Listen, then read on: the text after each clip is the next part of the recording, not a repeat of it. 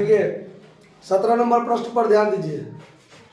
ठीक है, 17 नंबर प्रश्न पर ध्यान दीजिए।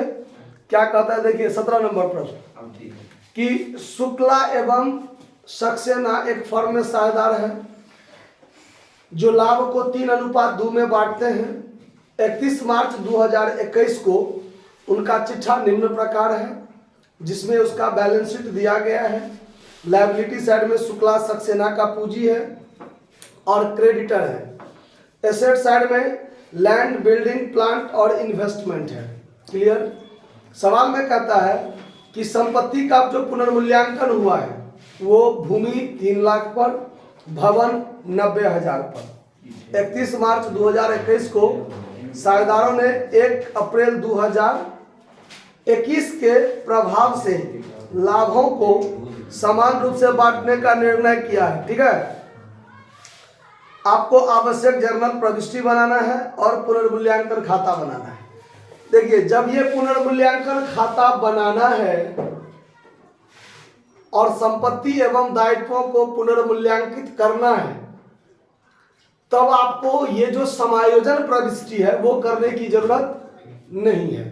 ठीक, जब सवाल में स्पष्ट क्लियर कर देगा कि संपत्ति एवं दायित्वों को का जो पुनर्मूल्यांकन मूल्य है उस मूल्य को प्रभावित किए बिना, मतलब संपत्ति एवं दायित्वों के मूल्य को प्रभावित नहीं करना है। जितना बैलेंस शीट में है वर्तमान में वही रहेगा, बस लाभ हानि जो हुआ है पुनर्मूल्यांकन के कारण उस लाभ हानि को समायोजन कर लीजिए। तब हमको चेंज इन रेशियो दिखाना है, कितना लाभ या हानि हुआ है उसका एडजस्टमेंट दिखाना है। इस सवाल में आपको एडजस्टमेंट नहीं दिखाना है। एडजस्टमेंट वाला बात 18 में होगा, जो 18 में बताएंगे उस पर ज़्यादा ध्यान दीजिएगा, जो चेंज इन रेशियो में कैसे एडजस्ट होता है। 17 जैसा सेम टू सेम 16 बनाए थे वैसा ही है। क्या है देखिए, तो संपत्ति एवं दायित्वों में 2 ही संपत्ति है, जो भूमि और भवन, जिसको पुनर्मूल्यांकन किया गया है, बाकी जैसे क्या तैसे है।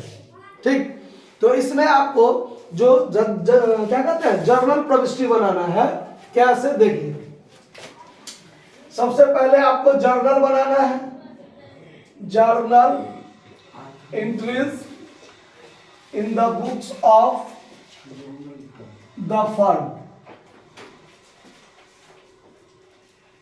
रिवैल्यूएशन से संबंधित क्या है, तो देखिए भूमि 3 लाख का हो गया है, तो भूमि पहले कितना था 1,20,000। बैलेंस शीट में देखिए भूमि कितना था 1,20,000 का, अब उसका दाम कितना हो गया 3 लाख। तो इसमें 1,80,000 बढ़ गया कि घट गया? बढ़ गया। तो संपत्ति के मूल्य में जब यह वृद्धि हुआ तो क्या हुआ, फायदा हुआ। तो फायदा होने पर संपत्ति को डेबिट करते हैं, यहां लिखेंगे land account DR to revaluation account, to revaluation account. कितना रुपया 1,80,000। नरेशन आप लोग लिख लीजिएगा, being value of land increase. ठीक है, और भवन देखिए, भवन पहले था 1 लाख का, अब कितना का हो गया 90,000 का। तो 10,000 क्या हो गया, डाउन हो गया, वैल्यू घट गया, तो ये घाटा लगा। क्या लगा, घाटा। तब रिवैल्यूएशन अकाउंट DR हो जाएगा, revaluation account DR to building, to building account, being value of building decreased, घट गया। कितना 10,000।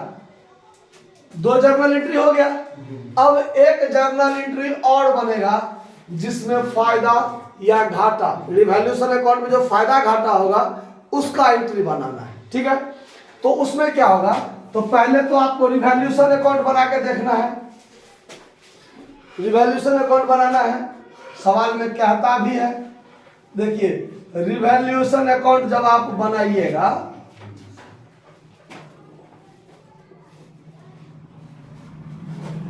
क्रेडिट हुआ, डेबिट हुआ, पार्टिकुलर अमाउंट आप लोग लिख लीजिएगा। ठीक है, अब देखिए रिवैल्यूएशन क्रेडिट में, तक क्रेडिट में क्या लिखाएगा, बाय लैंड अकाउंट कितना रुपया 1,80,000।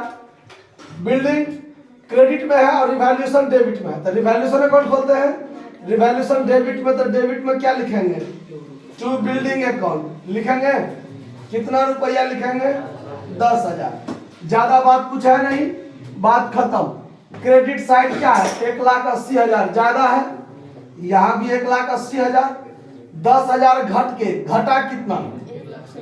अब ये 1,70,000 कौन बांटेगा? जो साझेदार है शुक्ला जी और सक्सेना जी, यही दोनों आदमी आपस में बांटेंगे। तो यहाँ लिखेंगे to partners capital account. To partners capital account, ये प्रॉफिट हो गया जिसको साझेदार, पुराना अनुपात क्या था? 2:3। पुराना क्या था?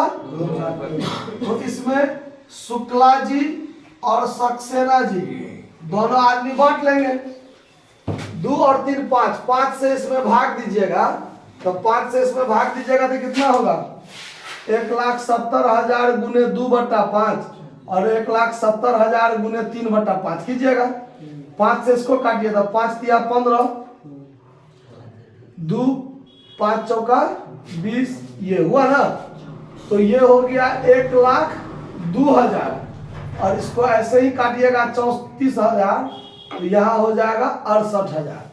यानी 68,000 हिस्सा हुआ शुक्ला जी का और 1,02,000 सक्सेना जी का। अब रिवैल्यूएशन अकाउंट में ये जो लाभ हुआ है इसके लिए तो एक एंट्री बनेगा। अब उसके लिए क्या बनेगा?